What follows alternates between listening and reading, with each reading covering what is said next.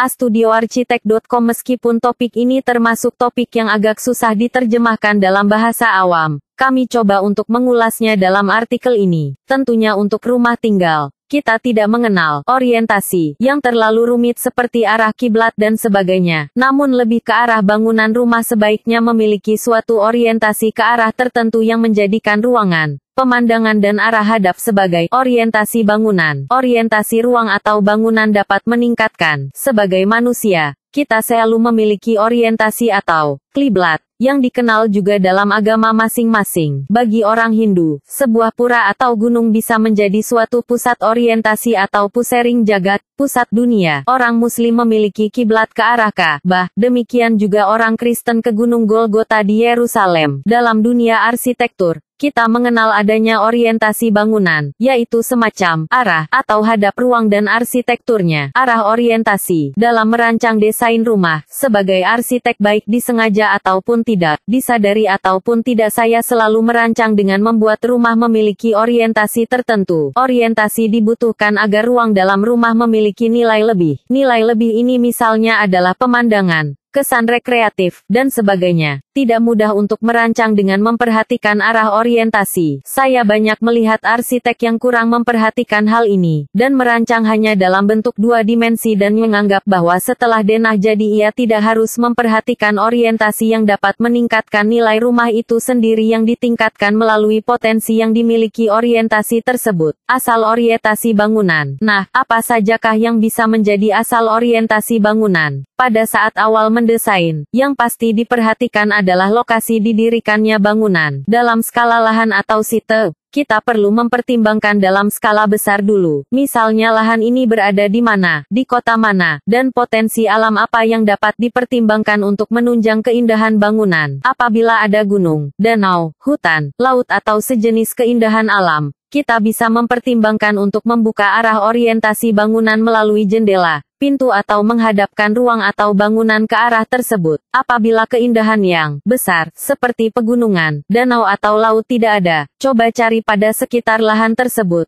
Misalnya di sekitarnya ada sesuatu yang menarik. Misalnya bangunan rumah ada di dekat pemandangan landscape kota seperti tugu, patung, atau bangunan landmark lain. Mungkin kita perlu mempertimbangkan untuk membuka jendela ke arah tersebut. Apabila orientasi bangunan ke arah luar tidak ada, cobalah cari pada lahan Anda, apakah terdapat sesuatu yang menarik. Misalnya pohon existing yang sangat indah, ataukah lahan memiliki kontur. Kontur atau pohon dapat juga menjadi orientasi bangunan yang menarik. Kita dapat mempertahankan kontur tanah dengan perbedaan ketinggiannya sehingga bisa kita olah menjadi aspek rumah yang unik. Rumah menjadi tidak rata, ada naik turunnya, dan ada perbedaan ketinggian di satu ruang atau bagian bangunan ke bagian lainnya. Yang tak kalah pentingnya adalah orientasi dari pergerakan matahari. Lahan yang menghadap timur, utara, barat dan selatan masing-masing memiliki jam penerimaan sinar matahari yang berbeda. Lahan menghadap timur biasanya lebih terkena matahari pada pagi hari di bagian depan dan pada sore hari tidak. Lahan yang menghadap barat cenderung panas pada sore hari karena bagian depan yang terbuka lebih banyak menerima sinar matahari. Lahan yang orientasinya ke arah utara selatan lebih gampang, apalagi bila berada di antara rumah lain, diapit rumah lain, sehingga bisa terhindar dari sinar menyengat yang meningkatkan suhu secara langsung.